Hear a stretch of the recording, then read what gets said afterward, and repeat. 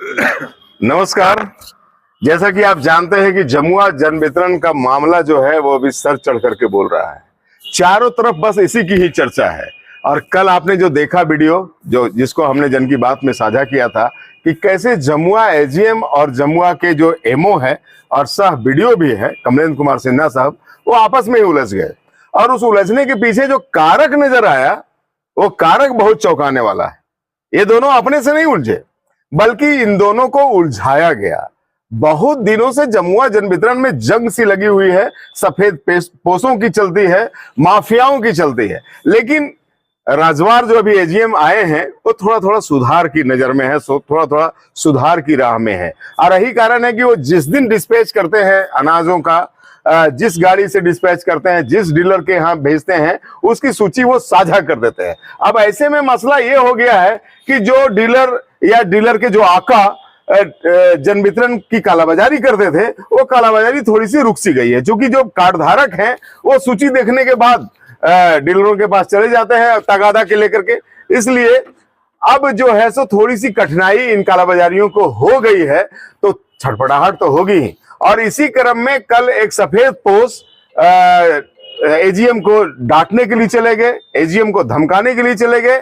और उस धमकी के बाद जब वो एजीएम नहीं धमके तो उन्होंने वीडियो को बुला लिया, क्योंकि वीडियो एमओ भी है और वीडियो और एजीएम में हॉट टॉक हो गया। इसमें मामला ये भी आया कि आखिर आपने जो 5 बोरा चीनी का बोरा आपने अपने चहेते को दिलाया, मैं उसकी भी पर्दाफाश करूंगा, ये एजीएम साहब कहते हैं। अब पूरा मामला क्या है, यहाँ पे हमारे सामने बहुत सारे समाज सेवी जुटे हुए हैं जो कि गाहे मगाहे समय दर समय जन वितरण को सुधारने का प्रयास करते रहते हैं, उस पर उद्योग करते रहते हैं। हम इन्हीं से बात करेंगे कि आखिर अब ये जन वितरण किस मोड़ पे खड़ा है, और जो लोग समाज सेवी अपने आप को कहते हैं, कॉलर ऊंची करके चलते हैं, आखिर उसकी सच्चाई क्या है। और एजीएम ने इस संबंध में अपने उपायुक्त को और अपने अधीनस्थ जो है, जो उनके वरिष्ठ हैं, डीएसओ को आखिर क्या लिख करके दिया है। हमारे सामने आजसू के कार्यकारी जिलाध्यक्ष शंकर यादव जी हैं, जिन्होंने पीआईएल भी किया इन सारे मसले को लेकर के। मैं आपको बता दूं, एक बात हमसे छूट जा रही थी कि तकरीबन 96 ट्रक अनाज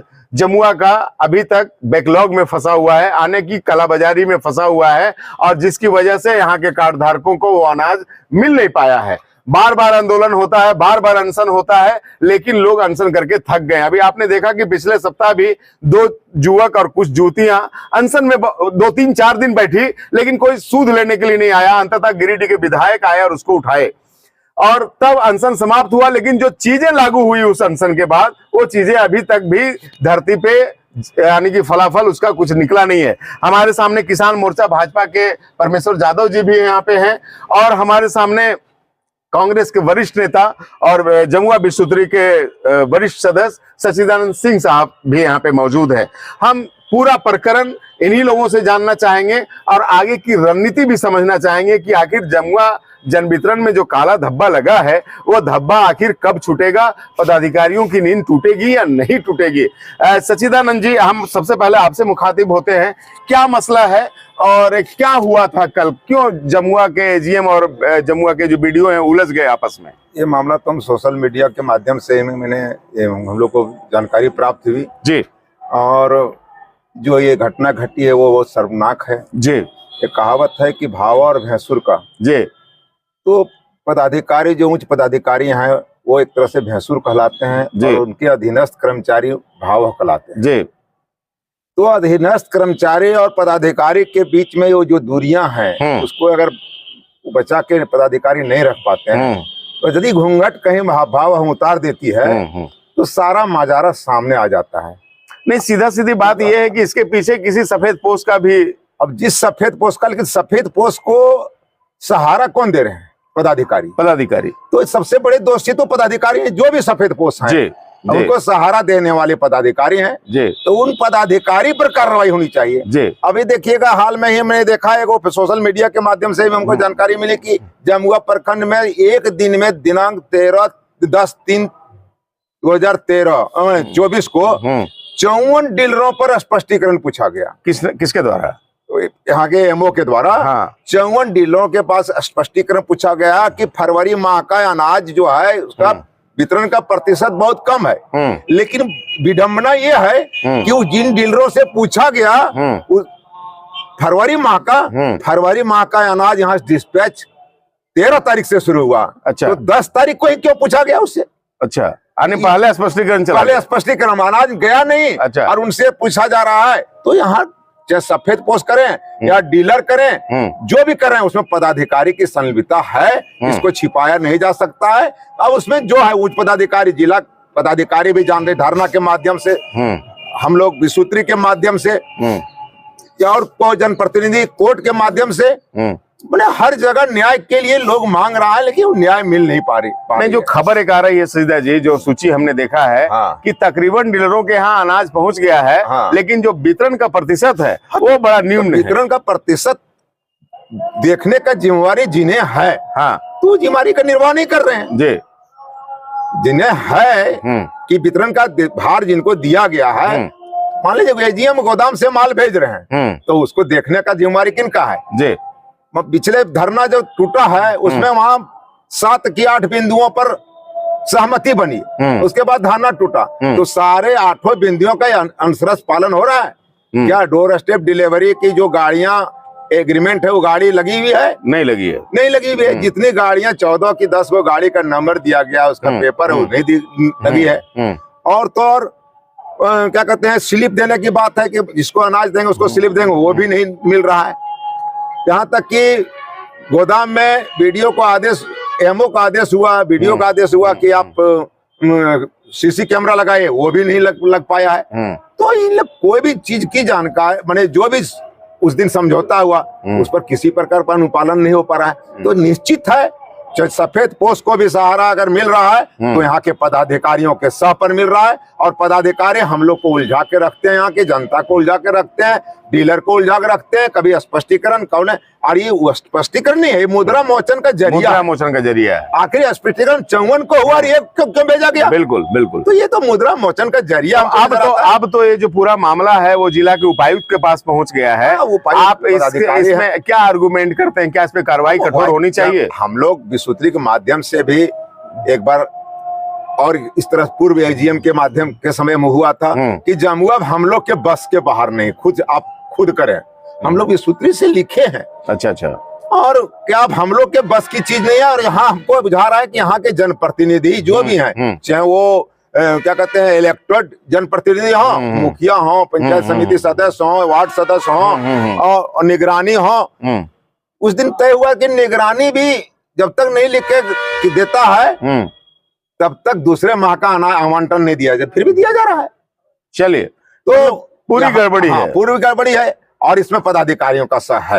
मैंने बड़ी पदाधिकारी अगर कठोर कार्रवाई नहीं करते हैं तो चीजें सुधरेगी नहीं, कभी नहीं सुधरेगी। चलिए, सजदा जी थे और जो बड़े बेबाक तरीके से सारी बातों को रख रहे थे। हमारे सामने शंकर जी है, और ये इस सारी चीजों को लेकर के बहुत बार अनशन में भी बैठे, आंदोलन भी किए, और अंततः ये कोर्ट के शरण में है, PIL भी किए हुए। ताजा घटनाक्रम क्या है शंकर जी, आप कुछ बताएंगे, कुछ प्रकाश डालेंगे? सोशल मीडिया के माध्यम से हम लोगों ने देखा कि यहाँ जो वर्तमान एजीएम है रजवार साहब, वो अपने जिला आपूर्ति पदाधिकारी को पत्रांक संख्या 17 में लिखे हैं कि कोई बुलेट वाला मोटरसाइकिल से आया, जिसका नाम उस चिट्ठी में दर्ज है सुरंजन सिंह, उसको बाध्य कर रहा है अनाज को कालाबाजारी करने। सुरंजन सिंह कौन है? सुरंजन सिंह यहाँ का एक कहिए कि साधारण डीलर है। अच्छा। और इस विभाग का बहुत बड़ा माफिया है। अच्छा। जिसको लेकर हम लोग लगातार आंदोलन चला रहे हैं। जिस समय यहाँ SDM साहब धीरेन्द्र प्रसाद सिंह थे, उस समय हम लोग 5 दिन अनशन पर बैठे थे। और उस अनशन में हमारा एक मांग था 5 नंबर में कि सुरंजन सिंह की संपत्ति की जांच होनी चाहिए। अच्छा। जिसको लिखित यहाँ के जो वीडियो थे, तो वो वीडियो साहब जो है सो SDM को लिखे। अच्छा। उनका कहना था कि हम इस पर कुछ नहीं कर सकते, हम SDM को लिख सकते हैं। तो इस तरह का ये बातें आ रही है।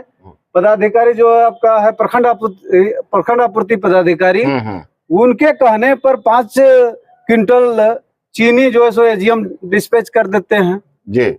और दोनों के बीच जो झगड़ा हुआ है, एजीएम हो और प्रखंड आपूर्ति पदाधिकारी सह प्रखंड विकास पदाधिकारी, दोनों के बीच गाला गाली, पूरा कहिए कि मैंने जो एक शिष्टाचार होनी चाहिए सीनियर जूनियर का, उसको तार तार कर दिया ये लोग। और दोनों के बीच में लड़ाई कराने वाला भी व्यक्ति वही जिक्र है।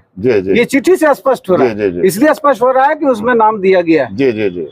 तो इसको लेकर के हम PIL दर्ज किए हैं, जिसका का एक केस नंबर जो है 10/991/2023 है और 24/11/2023 को हमने फाइल किया है और उस पर जो है सो वहाँ प्रक्रिया में है, वहाँ से नोटिस भी डिस्पैच हो चुका है। तो ये लगातार है और देख रहे हैं कि आप पूरे झारखंड का देखिएगा आप, तो झारखंड में ED का आज लगातार छापामारी चल रहा है। लेकिन इस आपके चैनल के माध्यम से हम कहना चाहते हैं कि एक साधारण माफिया जो यहाँ का है, जिसका अभी नाम जिक्र हुआ है, सुरंजन सिंह के यहाँ ED का छापामारी हो तो करोड़ों अरबों का संपत्ति इसके नाम से है। जी, तो आपको क्या उम्मीद है? ये पत्र तो चूंकि उपायुक्त को भी प्रतिलिपि के रूप में दिया गया है, आपको क्या उम्मीद है जिला के उपायुक्त से? जिला के उपायुक्त महोदय वो तो स्वतंत्र है, वो जिला का सर्वे सर्वा है, उनके विवेक पर डिपेंड करता है। हम तो उम्मीद करेंगे कि इनके माध्यम से जो पत्र गया है, इसके आधार पर उस पर FIR होनी चाहिए। सुरंजन सिंह के ऊपर FIR होनी चाहिए। यदि इसमें कोई कार्रवाई नहीं होती है तो क्या फिर आप कोर्ट के शरण में जाएंगे? कोर्ट में इसमें जाने का कोई मामला नहीं, चूंकि जो यहाँ 30,000 क्विंटल लगभग जो बैकलॉग चल रहा है और पूर्व के AGM द्वारा मुझे RTI से प्राप्त हुआ है 18,000 क्विंटल उन्होंने लिखित दिया। वही 18,000 क्विंटल के आधार पर हम गए। लेकिन मेरा आपके चैनल से मांग है कि उसमें जो बैकलॉग में जो लोग संलिप्त होते हैं, जिनका नाम आता है, जो दोषी पाए जाते हैं, उस दोषी में ये सुरंजन सिंह की भी जिम्मेवारी है।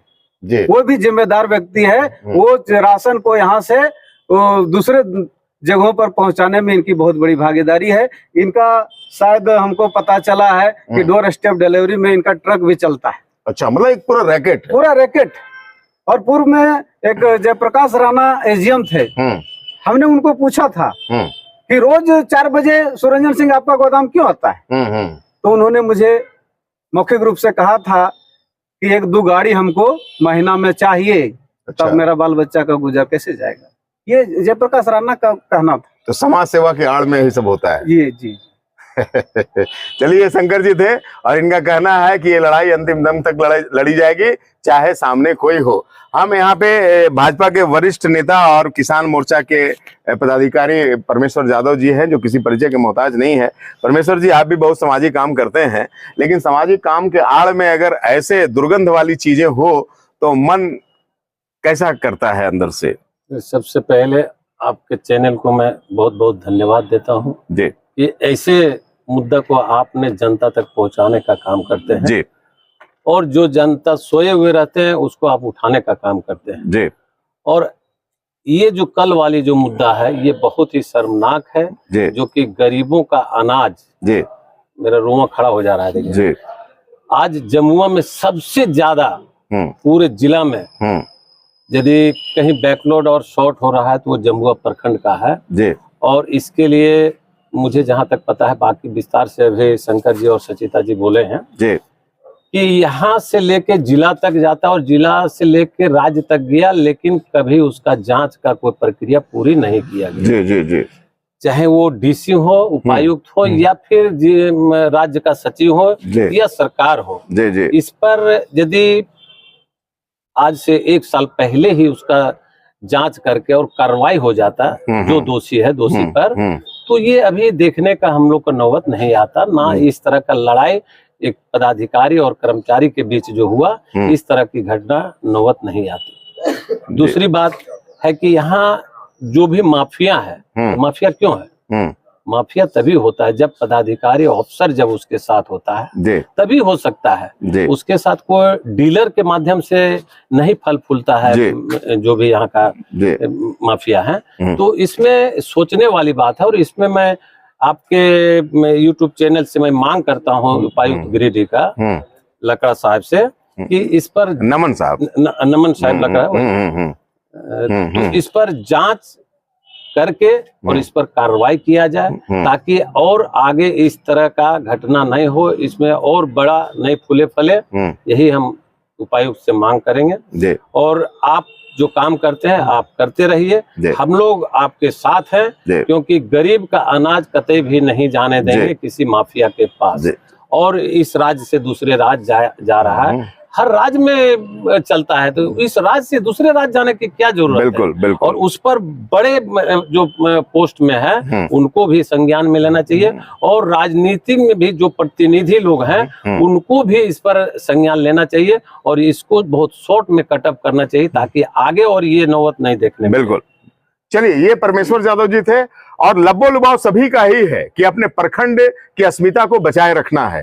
ये जो घटियागिरी का काम चल रहा है, एक दूसरे से जो माफियागिरी का काम चल रहा है, इसको बंद करना है। और सफेद लबादे ओढ़ करके अगर कोई सामाजिक होने का दम भरता है तो उसको पहले अपने अंदर झांक करके देख लेना चाहिए कि जो लबादा आपने ओढ़ा है, वो लबादा के अंदर की जो बात है वो ईश्वर देखता है या नहीं देखता है। और इसीलिए मैं हमेशा कहता हूं कि पाप किसी का सगा नहीं, ना मानो तो कर देखो, जाकर उनके घर देखो। जिसने भी पाप किया है एक ना एक दिन उसकी सजा उसे अवश्य मिली है। इस अभियान से हम दुष्यंत साहब की सिर्फ 2 पंक्तियां कहते हैं कि हंगामा खड़ा करना हमारा कोई मकसद नहीं है, हमारा मकसद है कि ये जो सूरत है वो बदलनी चाहिए। बहुत बहुत धन्यवाद आप सभी का। आप बने रहें जन की बात हमारे साथ के साथ। तब तक हम इंतजार करते हैं उपायुक्त के अगले कदम का।